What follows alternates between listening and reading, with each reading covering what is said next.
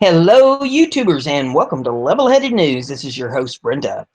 I have 15 articles in this episode for you, and all the URLs are in the description of the video for your convenience. The first one here is off of rickwells.us, and it says, accused of racketeering, extortion, fraud, um, international manipulation, in a new lawsuit. Wow, that's all they could get on him? Uh, Many American patriots have wondered why George Soros is allowed by those in power in our country, the ones who we want to believe in control, to engage in blatant social destruction and subversion against our nation without suffering any consequences. It's been particularly obvious since Donald Trump came on the scene that Soros and his lackey Obama are pursuing their anti-American plot for world domination at the expense of the United States of the world. President Trump would seem to be the major benefactor of a crackdown on global puppet master and racketeer, yet he just continues to manipulate our political, judicial, and economic systems and those of virtually every nation in the world with impunity. Soros has made plenty of enemies around the globe, and one of them has decided to take action. It's an Israeli company that has suffered at the hands of the evil one, filing a lawsuit on Friday, which identifies Soros as everything we know him to be, including an extortionist and a racketeer billionaire who puppeteered governments. The dispute arises out of a battle for mining rights to the Simandou iron ore in the West African nation of Guinea, an extremely rich, generational in production area of iron ore deposits.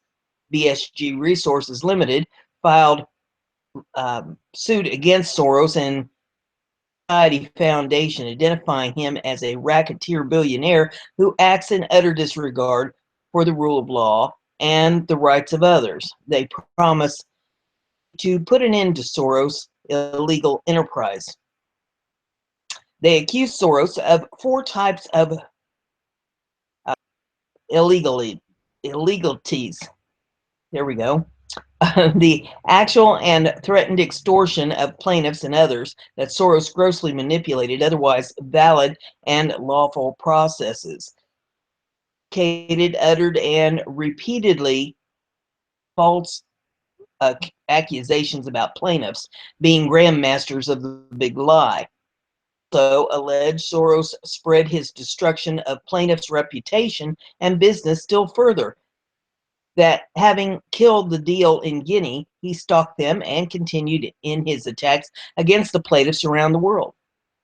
Court filing lays out in detail the offenses it alleges to have Soros and his Open Society Foundation. If they are accurate, the allegations clearly lay a strong case for racketeering conviction. And BSGR lost rights that were legally theirs to develop the mine when the Guinean government ruled that they had illegally obtained permits by paying millions in bribes, including to the wife of the former president. GR contends the government based their decision on lies spread by Soros and his network, including the Soros-funded law firm of DLA Piper. Director James Comey's brother, Peter, works for DLA Piper, although he's not listed on their registry. DLA Piper was Hillary Clinton's donor to her 2016 campaign, just ahead of Goldman Sachs, although the case is filed in the Southern District of New York rather than like to believe is the most easily manipulated Guinea judicial system. The Soros tentacles are far-reaching and well-funded. To see if justice prevails or if another Clinton-Comey type of situation is in the works. BSGR even claimed that Soros misled Hussein Obama, perhaps not aware of the working relationship between the two or not seeing it in their best interest to declare it at this point. They also addressed his long history of anti-Semitism.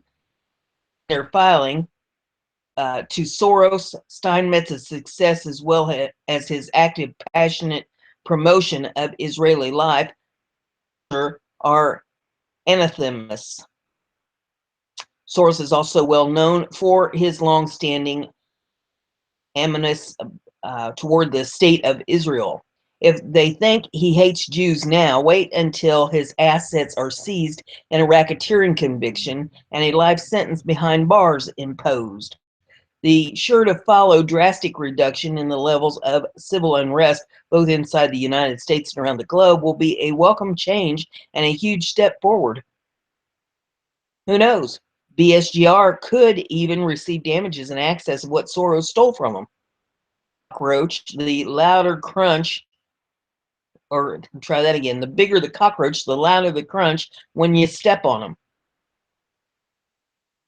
The next article is off of Breitbart.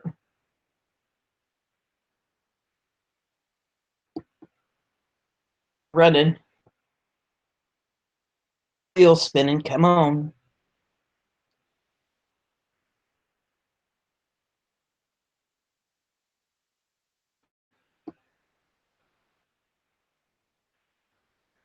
Here he goes.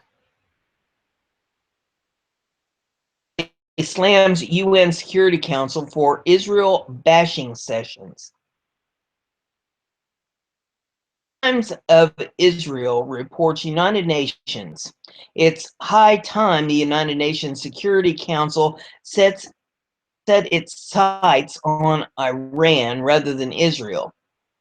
To the UN, Nikki Haley, said during the Security Council's monthly meeting on the situation in the Middle East, including the Palestinian question. Every month, the Security Council convenes. We have lots of meetings on specific countries. Hamsters jumping around here. There we go. We have lots of meetings on specific countries and conflicts in this region, but this debate is our opportunity to talk about the Middle East as a whole. Regrettably, these monthly meetings routinely turn into Israel bashing sessions. That's the way the Security Council has operated for years. That is absurdly biased against one country. It's a formula that is painfully narrow in its description of the conflicts in the region, said Haley, who is this month's president of the Security Council. In her remarks before the 15-member council, Haley condemned Iran, which she said is responsible for regional turmoil in Yemen and Syria, to its support of Hezbollah. And if you want to read more on that, there's a link that you can click that'll take you to more on that story. Off of Breitbart. Little hamster's running himself ragged here trying to keep up with me.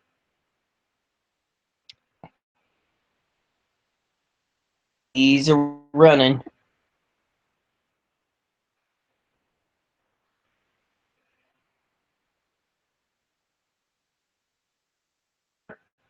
He wants me to bring the Easter Bunny back, I do believe.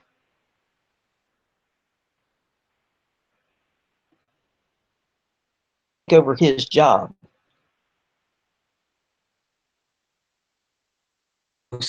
He's getting with the program now. He hears Easter Bunny. That puts him to going. Hammer says Obama torched the Democrats' entire minor league system. Get it scrolled up here. We'll try to. Video in this if you want to pull it up to watch the video.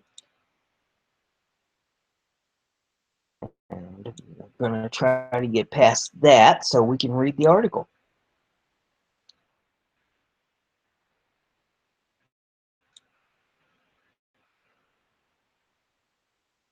Fox News Channel special report, Washington Post columnist Charles Krauthammer commented on the current state of the Democratic Party, which he suggested had been left in shambles in the wake of Barack Obama's presidency. Krauthammer, there's hardly any youth party, and there also seems to be a lack of ideological center, which he said had little appeal beyond university towns and some cities. Popular politician among Democrats, of course, is Bernie Sanders, who will be 2020. give you an idea of the extent of the devastation Obama has left behind in the Democratic Party. In his 8 years, he did okay in 08 and 12, but as you or the House, the Senate, the presidency, 2/3 of the governorships, 2/3 of the state houses, he had torched their entire minor league system. And single A, there's nothing left. And that's why in their 70s. Get the hamster to work with me here.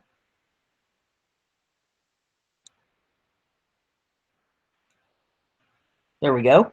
It's the old progressive, the Bernie Sanders old vacationing in hard left, which energizes a lot of students. I don't think carry the party anywhere. What do they stand for? Krauthammer continues. Higher minimum wage, fine, but that's not a program. I think what they have lost is kind of an ideological center, some kind of idea. Problem in the Clinton administration and the Clinton campaign was, what was her message? She had to farm it out to 20 people and nobody had an answer. What the party stands for other than right now anti-Trump, on that, but beyond that there's nothing side other than the hard left. Has no appeal beyond these university towns and cities. Get the one with me here.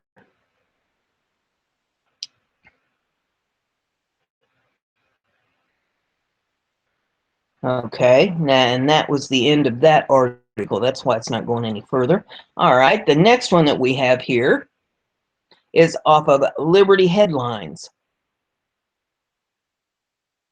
Alabama's 10 Commandments judge loses appeal, may seek Senate.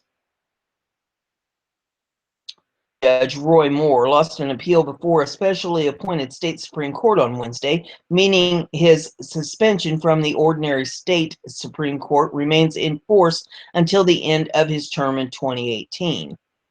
Full suspension, effectively, if not technically, a full removal without pay, was originally imposed last September by Alabama's Court of the Judiciary, a special reviewing body. Guilty of an ethics violation for advising state probate judge not abide by the U.S. Supreme Court's 2015 decision requiring that all states recognize same-sex marriages. This was the second time Moore was removed from his job as the state's Chief Justice for ethics charges involving defiance of federal courts. In 2003, he made national news when he refused to comply with a direct court order to remove 5,280-pound Ten Commandment monument, complete with a copyright mark, by court building. Fully evicted from office, then not just suspended. Moore lost 2 races for governor before winning a comeback election to be Chief Justice again in 2012. Conservative groups have treated Moore as almost a judicial rock star ever since his Ten Commandments fight. That fight actually began back in 1995. Civil Liberties Union sued to remove a small self-hand-carved plaque of the dialogue that he had hung in his small circuit courthouse county in northeast Alabama. Came from that case to his first election as Chief Justice in 2000 in a landslide.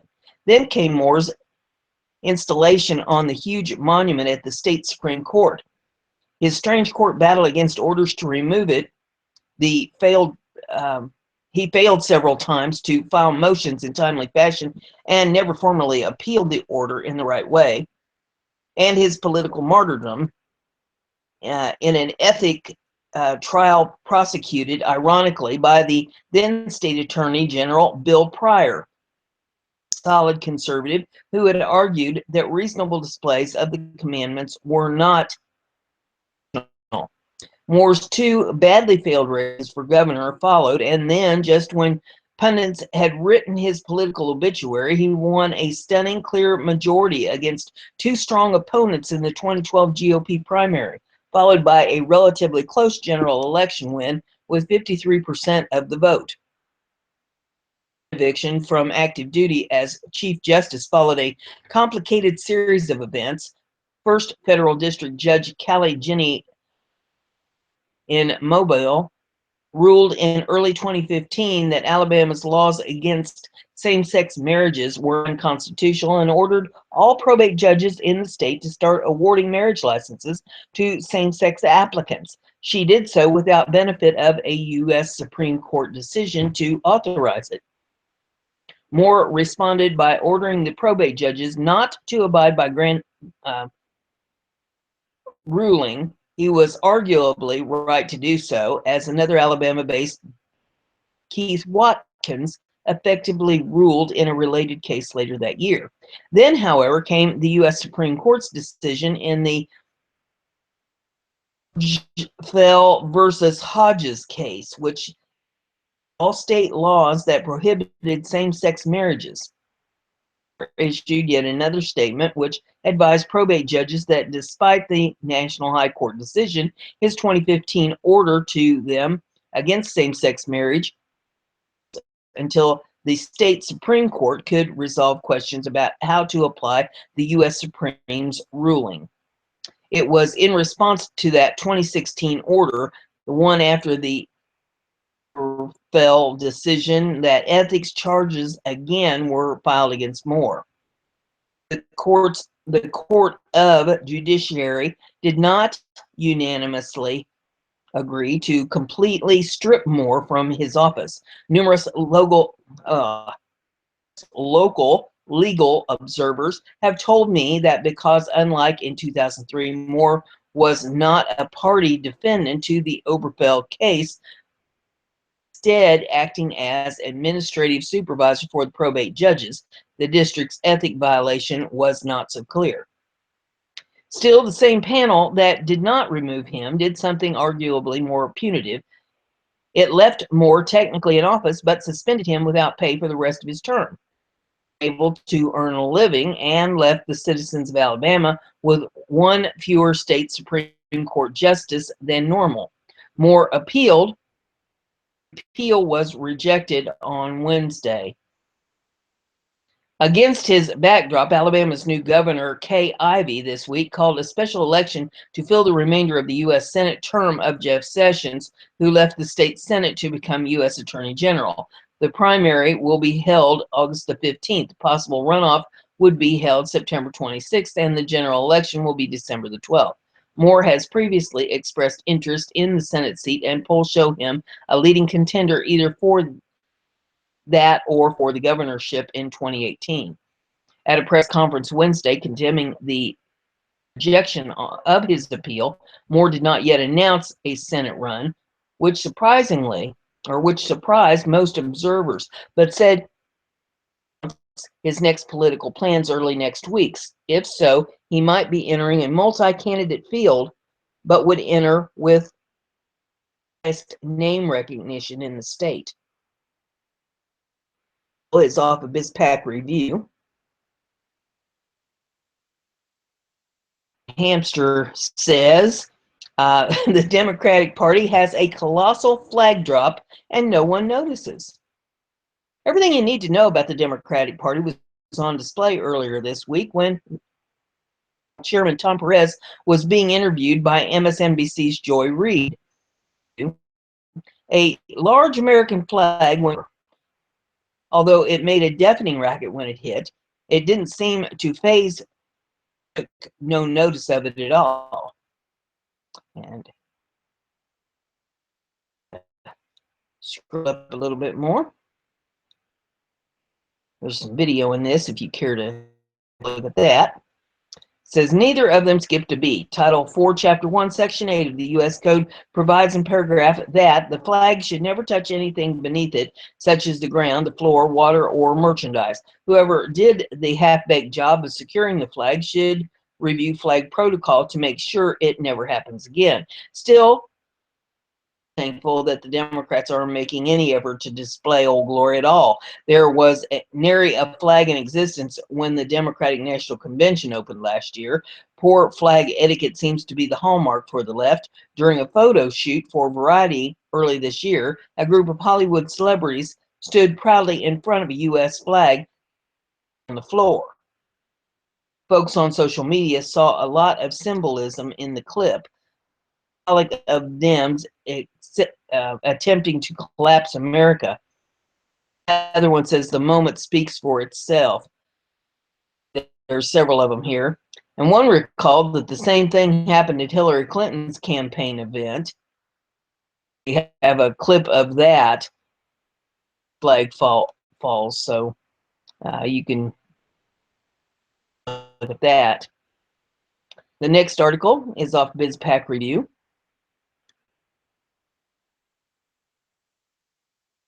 And the hamster's working on it.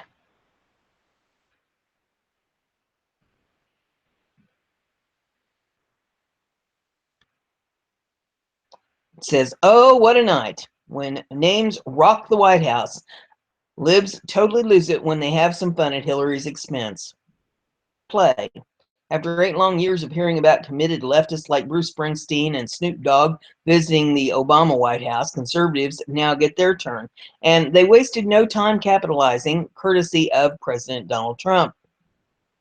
Conservative stalwart Sarah Palin finally made it to the White House this week, and while her appearance was as a visitor, she wasn't alone, being joined by rockers Ted Nugent and Kid Rock. A great night at the White House. Thank you to President Trump for the invite, Palin wrote on a social media, along with several photos of the trio in the Oval Office with the president. Copy of her tweet says, as might be expected, the three having a little fun with Nugent's wife, Shemaine, posting a photo of them standing in front of a portrait of Hillary Clinton. Nugent also posted a photo of himself standing next to a seated President Trump.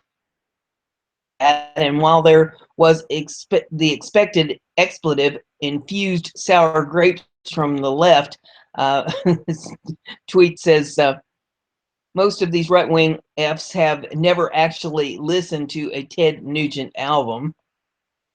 The other one says, America, so not going to release your visitor log, eh? No, because privacy. Hey, photo op with Ted Nugent, Sarah Palin, Kid Rock. Whee! Folks on the right were eating it up with both hands. Here's a sampling of responses from Twitter. One says, guess who I bumped into at dinner during business trip to D.C.? Kid Rock, Sarah Palin, and Ted Nugent. And with pictures. And there's a bunch more of them. One says, Sarah Palin, USA, it's a bit much to pose mockingly in front of a picture of former First Lady, just saying the disrespect is not helping. How awesome. And there's a whole bunch if you want to pull those up and take a look at them. It says, let's see, one of them here says, 2009 White House, Aretha, Stevie Bruce, Yo-Yo Mama, 2017 White House, rock rapper, half-term governor. It says, sure thing, Joy. And then there's this gem. Tweets out, most of these right-wing Fs have never actually listened to a Ted Nugent album. Tweets. You want to take a look at that, you can pull that up and take a look at. The next one's off of BizPack Review, and it says, knives are out. Hillary's camp reportedly panicked over who leaked info in a new book. Had to be an insider. What a difference at this point does it make? Was former Secretary of State Hillary Clinton's response to Senator Ron Johnson at a hearing on Benghazi. That reply to Wisconsin Republicans' question could also be asked of Clinton staffers who are frantically trying to unmask the name of the person who divulged sensitive information about her failed presidential campaign. Page 6 puts out a tweet, says exclusive, Clinton's camp is on the hunt to find out how embarrassing info ended up in bombshell new book. Embarrassing details only came out this week in a new book, Inside Hillary Clinton's Doomed Election Campaign. And that insider information depicting her campaign gross ineptitude could only have come from someone in the inner circle, a source told Page 6. Clinton presidential campaign finance director Dennis Cheng is engaged in what has been described as a witch hunt to uncover the loose-tongued culprit. The knives are out to find the people who spoke about the campaign to authors of this book. Dennis has been texting prominent campaign staffers asking who talked. He's on a witch hunt to find out who talked to save their own skin, throwing Hillary and her campaign manager Robbie Mook under the bus, the source said. One name has popped up as a possibility. There's some speculation that Huma Abedin cooperated to save her own reputation. However, she and Hillary are still very close, the source added.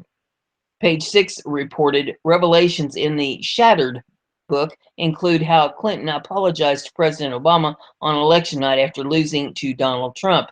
The book also described how Clinton had her own witch hunt in 2008 after losing the nomination to Obama. She had an aide access the campaign server to check the emails from top staffers. Clinton refused to hold herself at fault for the failure, preferring to point fingers at others. She believed her campaign had failed, and she wanted to see who was talking to who, who's leaking to who. A thank you party for Clinton's top staffers had been scheduled for April 27th to be hosted by Evercore Partners executive Charles Myers.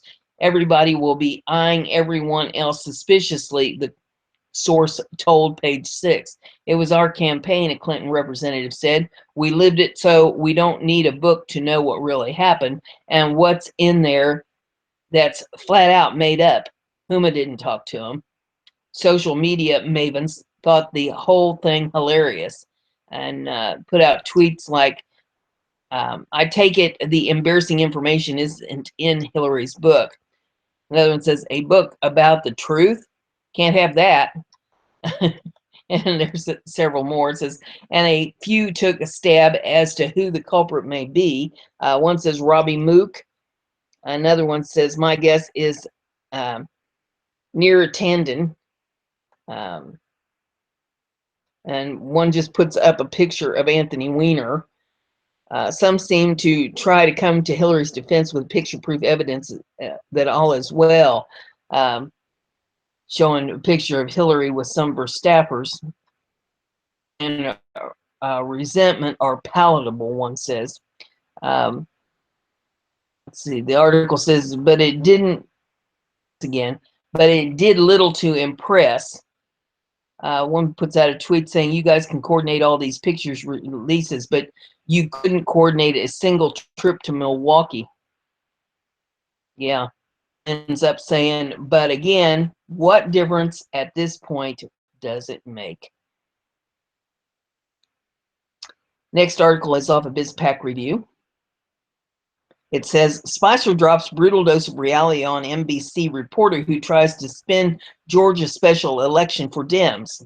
Remember, I did a story on this yesterday morning. It says, Democrats are doing everything they can do to spin the race to replace Tom Price in Georgia's 6th district at some sort of referendum against President Trump. They were just sure that Democrat Jon Ossoff, who Dems overwhelmingly got behind, would pull off over 50% of the vote and seal the victory to a runoff. But that's not what happened. Instead, Ossoff got around 48% of the vote, about what Hillary Clinton received in the district last year. Essentially, Ossoff outperformed Clinton by 1.4%. That is nowhere even approximately a rebuke of Trump, says Justin Hart in a tweet. On the other hand, split just over 50% of the vote between several candidates, which means Handel will face Ossoff alone. It's not yet over, but everyone knows Ossoff may have very likely missed to pull the upset since he will now have to face a united Republican electorate. Since Sean Spicer's Wednesday White House briefing, NBC reporter Haley Jackson tried to turn lemon into lemonade by asking if the president was expending too much political capital on a race that Republicans should be winning easily.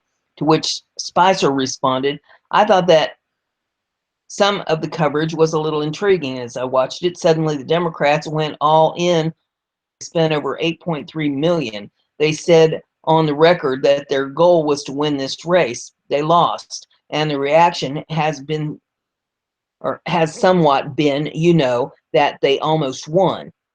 No, they lost." When Jackson mentioned the fact that a runoff is still scheduled for June, Spicer said, "No, not in terms of what their stated goal was. They said that their goal last night was to win the race with over 50%. They didn't run for a runoff. They ran to win last night, and they lost." And so anything sort of describing that as a loss is sort of inconceivable to me, that in the sense that that's literally what they said their goal was to do. They put all their money that they had in there. They put all the firepower and they came up short, so it's a loss. And there is video in this by MRC TV if you want to see that. The next one is off of BizPack Review. The hamster is working as hard as he can work. President Trump has no intention of passing the buck on Iran, Tillerson declares. Secretary of State Rex Tillerson promised Wednesday to take a hard look at the nuclear agreement the U.S. negotiated with Iran, saying that it does nothing to address Tehran's continued support of terrorism in the Middle East. The Joint Comprehensive Plan of Action, called the JCPOA, ignores serious threats posed by Iran, he said, and could cause problems for whoever follows President Donald Trump in the White House. The Trump administration has no intention of passing the buck on Iran, Tillerson said during a press conference at the State Department, adding that the administration plans to completely review the JCPOA itself. The Secretary of State's remarks come a day after he sent a letter to Speaker of the House Paul Ryan announcing that Trump had ordered an interagency review of JCPOA amid concerns about Tehran's continued sponsorship of terrorism. In the letter, Tillerson confirmed that Iran is currently complying with its obligations under the JCPOA, but said that the U.S. would reevaluate lifting sanctions on Tehran given its support of terrorist groups such as Hezbollah. Tillerson's statement also coincided with Defense Secretary James Mattis' visit to Saudi Arabia, where he met Wednesday with Saudi leaders to discuss plans for stabilizing conflicts in the Middle East. Mattis told reporters that Iran is a foremost concern for U.S. and Saudi Arabia alike.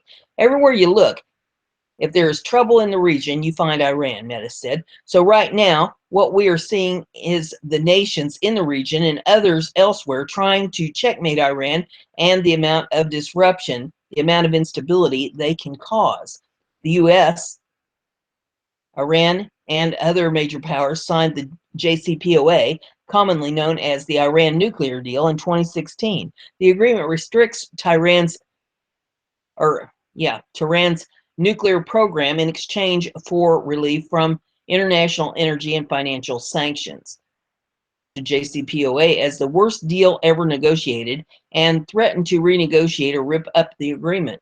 Tillerson criticized the way Obama administration negotiated the JCPOA, saying that a narrow focus on Tehran's nuclear program has done nothing to check Iran's ability to cause chaos throughout the world. An unchecked Iran has the potential to follow the same path as North Korea and take the world along with it, he said Wednesday. The United States is keen to avoid a second piece of evidence that strategic patience is a failed approach. The remarks were an obvious rebuke of the Obama administration, which lauded the JCPOA as the signature foreign policy achievement of the former president's second term. The next article is off of BizPack Review. And as soon as the hamster gets her up here we go. Conspiracy theories abound over Chavez's sudden departure. Dem leaders quick to jump on the bandwagon. Speculation over Utah Representative Jason Chavez's decision to not seek re-election sent some Democratic leaders jumping onto the conspiracy theory bandwagon. The Democratic National Committee's Deputy Communications Director, Adrian Watson, said the GOP senator's announcement raises questions about his involvement with Russia. In a tweet on Wednesday, Watson cited conspiracy theorist Louise Mensch's tweet that there was compromising information on Chavez and the FBI is aware of it. She put it out. A tweet says Chavez not seeking re-election will raise more questions about this, and points at another tweet that she put out saying sources say there is compromat on Jason in the house. That is why he turned, and that FBI know it. Sources say there is compromat on Jason in the house, and that is why he turned, and that the FBI know it. Hashtag traitor in the house, read Mentz's tweet from last week. The Russian term compromat refers to compromising material which is used to coerce someone to work for Russia. Mensch is no longer a stranger on Twitter, where she is well known for spreading Russian conspiracy theories. Her past claims have included the theory that conservative journalist Andrew Breitbart was killed by Russian President Vladimir Putin, and that Anthony Weiner was not actually sexting a 15-year-old girl, but a Russian hacker. Chavez, the powerful chairman of the House Oversight Committee, surprised many with his unsuspected announcement Wednesday. He cited wanting to spread more time with his family, and that he has long advocated public service should be for a limited time and not a lifetime or full career, according to the Daily Caller. But his statements only fueled the fire for those like Watson, who was retweeted by Democrat staffer Joel Gazin's. And for conspiracy theorists like Mensch, Twitter has provided now trending hashtag Mince a movie, to roast the former UK Conservative member of Parliament. And they've got some tweets here to do with that, if you want to read those. And I think that's the end of that article. Yes, it is. Okay, the next one is BizPack Review. And it says, Elizabeth Warren steals Sarah Palin's famous line, and its own.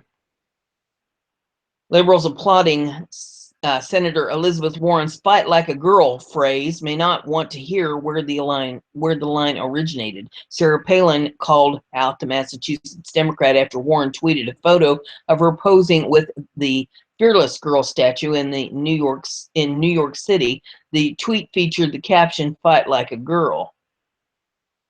Warren used the line again in a national public radio interview promoting her new book, but the same line was used repeatedly over the years by love to hate, or by the woman liberals love to hate. There you go. I don't know, coming from liberals who urge women to claim victimization, "fight like a girl" just doesn't sound the same as when legit fighters for equality say it. I mean it, live it, and will never give it up, the former Alaskan governor told Breitbart News. While Warren appropriated the line to endear her feminist in her party, Palin powerfully used the phrase at a speech in Madison, Wisconsin in 2011. And they got a clip of that here in this article. Calling out the Washington establishment, Palin praised the regular citizens of Wisconsin for standing up against unions when the GOP wouldn't take them on. "Maybe I should ask some of the Badger women's hockey team, those champions," she said in front of the Wisconsin state capitol, "if we should be suggesting to the GOP leaders they need to learn how to fight like a girl." Palin, who was John McCain's vice presidential nominee in 2008, even used the line in a Facebook post in January. Warren told the NPR she was inspired by the phrase when she saw a young girl carrying a sign proclaiming "Fight like a girl" during an anti-Trump women's march. The next article is off of Liberty Headlines.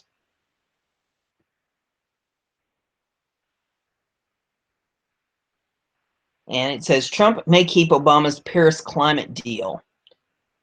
President Donald Trump, having already backtracked on several campaign pledges considered important to his populist conservative base, sparked worry Tuesday he may decline to withdraw from an Obama-era climate change agreement. On the campaign trail, the president promised to pull out of the Paris Accord of 2015, the international climate agreement former President Barack Obama touted as signature item.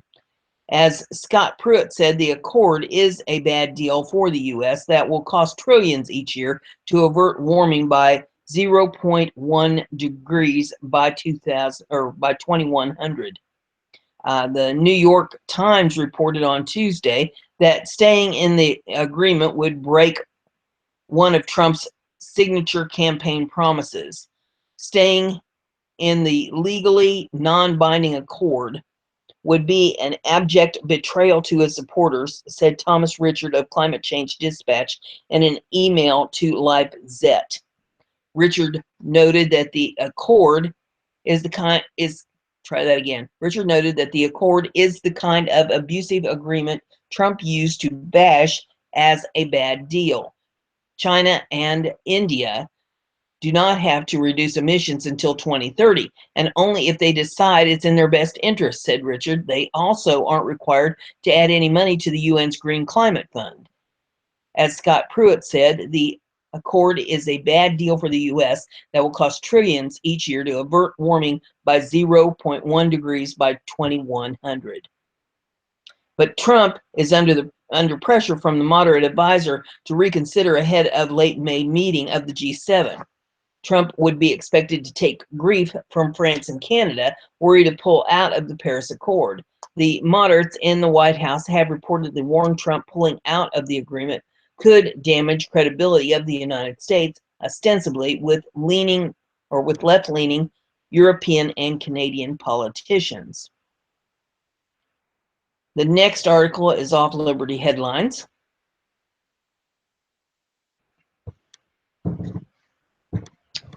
And it says Trump has not yet ended DACA amnesty for illegal aliens. Americans for Legal Immigration PAC, or ALI PAC, has extended their deadline for President Trump to stop reneging on his campaign promise to end Obama's DACA amnesty for illegal aliens to the new date of April the 30th. Trump is breaking his campaign promise to end Obama's DACA amnesty on his first day in office. DACA, or Deferred Action for Childhood Arrivals, was created by Obama's memos instructing federal agencies and employees to violate their oath of office and the U.S. laws by giving jobs, ID, and immunity from existing laws to illegal aliens claiming to be under 35 years old. The original ALIPAC deadline for Trump was tax day of 2017. And while a recent poll of ALIPAC donors and volunteers revealed more than 90% support rescinding the national organization's endorsement of Donald Trump originally issued during the GOP primary on February 29th of 2016, some ALIPAC backers would like to give Trump more time. Therefore, ALIPAC will hold off on rescinding the PAC's endorsement of Trump to April 30th, which would be the end of Trump's first 100 days in office. ALIPAC also plans to try a new tactic of lobbying Attorney General Jeff Sessions to instruct the White House that they must honor Trump's campaign promise to end DACA amnesty on his first day in office by simply issuing a memo that cancels Obama's DACA memos, because Trump's continuation of the program violates numerous existing U.S. immigration laws and the U.S. Constitution.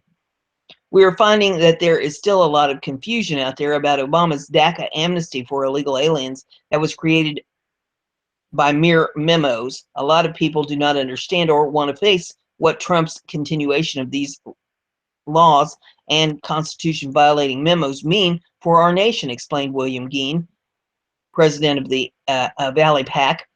We're also finding that Donald Trump no longer appears to be listening to Americans who led the fight against illegal immigration before his recent entry on the issue. Therefore, we will now appeal to Attorney General Jeff Sessions because it is his job to ensure that our laws and Constitution are honored by all elected officials, including President Trump. ALIPAC will now rescind the organization's endorsement of Donald Trump on April 30th if Trump continues to break his promise to end Obama's DACA amnesty for illegals through his first 100 days in office. This is more than enough time because Donald Trump could end Obama's DACA amnesty by merely filing a memo to affected federal agencies, simply nullifying the constitutional memos Obama sent out years back. Democrats would be powerless to stop Trump from ending DACA and unable to sue in court because DACA is not a law, executive order, and is clearly a violation of U.S. laws and the Constitution. ALIPAC is asking the organization's 50,000 email recipients and 800,000 social media supporters who rarely receive word of ALIPAC's releases due to censorship from organizations like Google and Facebook to begin contacting Attorney General Jeff Sessions at 202-514-2000 and at Jeff Sessions to say, I'm calling to ask Attorney General Jeff Sessions to honor his oath of office by instructing President Trump and his White House staff to immediately end the Deferred Action for Childhood Arrivals, DACA, amnesty directives issued by Obama's memos. These DACA memos give amnesty, immunity, ID, and jobs to illegal aliens, even though such actions violate numerous existing immigration laws. DACA also sends a message around the world that illegal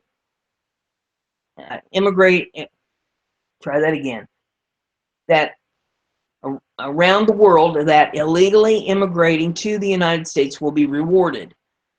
Trump's DACA amnesty uses uncontrolled executive power to deprive all Americans of a constitutionally governed republic and a voice in national policies by implementing illegal immigrant amnesty legislation that had been defeated in Congress by the American public several times since 2005.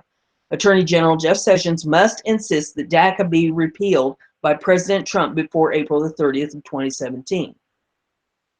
All Americans who want President Trump to succeed with his campaign promises and want to see all illegal immigrants held accountable equally under our existing laws should take a few minutes to contact President Trump at 202-456-1414 and Attorney General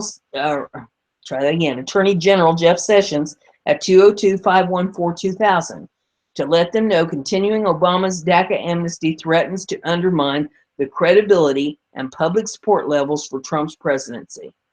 For more information about DACA amnesty, ALIPAC, Donald Trump, or William Geen, please visit www.alipac.us. The next article is off of Conservative Tribune. Gee whiz. My tongue ain't working. Trump to speak at NRA meeting.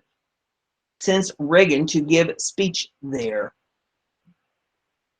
In Atlanta on April the 28th, President Donald Trump will continue the legacy of great President Ronald Reagan when he does something no president in 34 years has done. Trump will address the 2017 Leadership Forum of the National Rifle Association, according to Bloomberg Politics. Trump will be the first president since Reagan in 1983 to directly address the organization. The NRA endorsed Trump during his 2016 campaign and provided considerable financial support, so he likely will receive a warm welcome, according to Breitbart. The NRA is honored to have the president address our annual meeting at the Leadership Forum. We're excited to once again have a president who respects the Second Amendment, NRA spokeswoman Jennifer Baker said. Trump's love for the NRA mission has been more than a pocket full of promises. His recently confirmed Supreme Court Justice Neil Gorsuch is a Second Amendment advocate, according to the Huffington Post. Trump has also been dismantling former President Barack Obama's gun restriction overreach, eliminating a law that denied due process to roughly 4.2 million Social Security beneficiaries whose finances are handled by third parties such as relatives, friends, or guardians. The Obama ban also included certain people with mental illnesses so broadly and poorly defined that someone unable to manage his or her finances due to anxiety, anorexia, or even long-term illness could lose Second Amendment rights. And Trump's new Attorney General, Jeff Sessions, has vowed to get the powerful gun control lobby out of the Department of Justice.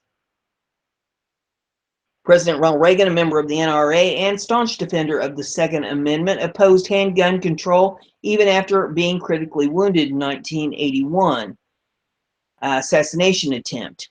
He further unsuccessfully encouraged scrapping the Bureau of Alcohol, Tobacco, and Firearms, according to the New York Times. Go, Mr. Trump, go win one for the Gipper.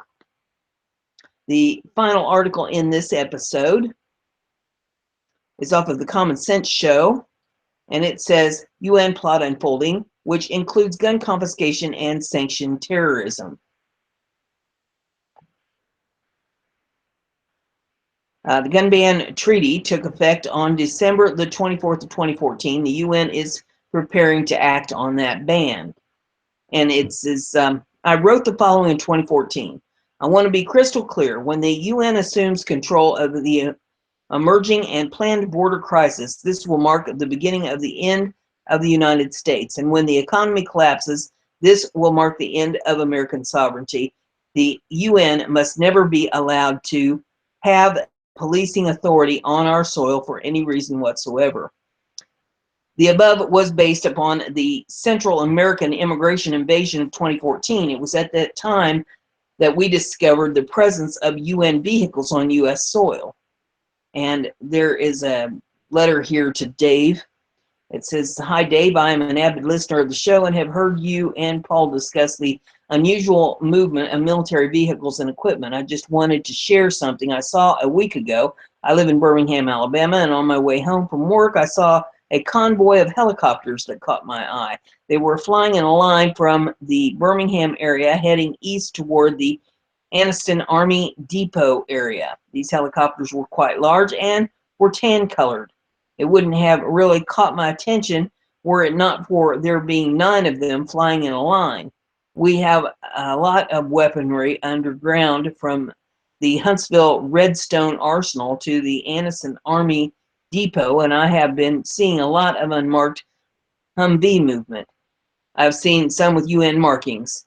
Keep your eye on us here on Alabama, as we have arsenals and military bases, not to mention our proximity to Atlanta. Thank you, Dave, for all you do. Randall in Bama. Well, I did hear from Paul yesterday. He heard from an old contact who photographed, and there is a video here. It says breaking UN ramping up on U.S. soil. Dave Hodges. So if you want to see that video, you can pull that up and take a look at that. It says this revelation, which apparently contained safes and UN logos, according to the witnesses, were in evidence. As I said, this is not new. As part of their planned coup, the UN appears to be posturing to confiscate guns at some point. Connecting the dots, as previously reported on the Common Sense Show in 2014, parts 1 and 2 of a previous series I published described how the United Nations is poised to take over the United States. And then there's an editor's note. It says the UN began to stockpile UN material for use at a future time. That is almost upon us. At a future date, the UN will be responding to a humanitarian need. The American military will have a very difficult time objecting and opposing the takeover by the UN. Policing of the U.S. by the UN is merely a move to gain a foothold for control over the country. When one looks at the wholesale movement of UN military vehicles, it's easy to conclude that other missions will not be humanitarian in its totality. But this is lining up to be a military mission. As bad as the crisis on the border will be, this is just the opening act. What follows will allow the UN to assume complete policing powers in all 50 states and the assumption of the jurisdictional control over all state and federal agencies. And then there's another editor's note. It says, I was more than half right 3 years ago. The UN will not initially be in all 50 states. Their need to intervene will begin in California and then work out to the rest of the country. I've come across information which is critical to understand the Oroville Dam crisis and what it means to the people of this country.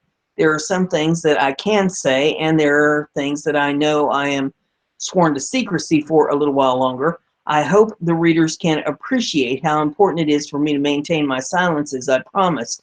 I assure you that the silence is only temporary and short-lived. However, all will be revealed soon, and what I am about to reveal below is devastating enough to convey just how much danger this country is in. I can say this, and I will expand on this as early as today. The Oroville Dam situation will almost certainly be the source of the trigger event. 2014 Illegal Immigrant Detention Center reveals the deep state DHS-UN alliance. For some time now, 2014, I have been in possession of information from reliable but confidential sources who have told me that many immigrant and American children are being sex trafficked to the Sinaloa Mexican drug cartel. The Mexican drug cartel have long been, the Mexican drug cartels have been long linked with the terrorist organization of Hamas and Hezbollah. The partner in crime of the cartels is none other than the CIA, DHS, UN, in what is a very similar operation to the infamous Iran-Contra scandal. Only in this case, both drug and child sex trafficking money are being skimmed to support the off-the-books operation of supplying money for gun running to Al-Qaeda to promote regime change, such as Ambassador Chris Stevens. This same strategy is presently being applied to ISIS and their activities as well. In 2014, Congressman Jim Burdenstein tried to stick his nose in the middle of this situation as he unsuccessfully attempted to gain access to the illegal immigrant center in Fort Sill, Oklahoma. Human Health Services officials refused to allow a member of Congress to enter a facility in his district where some of the unaccompanied immigrant children are being housed. There are 1,200 immigrant children being kept at Fort Sill. Fort Sill is within Bernstein's district. The American people are supposed to be able to depend on Congress to protect American public from the excesses of the executive branch of government. And in the fulfillment of his duty, the congressman was denied entry by a guard hired by Human Health Services. He was told to return after July 21st to make an appointment. What Bridenstine did not know at the time was that Fort Sill was also housing MS-13 and other terrorists that were going to be involved, that were going to involved in what is coming with regard to their takedown of U.S. by the UN and their proxy forces. Border Patrol revelations from 2014. If you want to pull it up and read that, this goes on for quite a while, and I'm not going to read this whole thing. So if you want to read the rest of that, you're welcome to pull that up and read that for yourself. But, you know, it's disturbing and enlightening at the same time. Interesting read. If you like what I'm doing here, give this a thumbs up and share it on your social media so everybody gets to hear the news. And don't forget to subscribe. That way you'll stay informed. I got one more episode for you, so I'll see you there.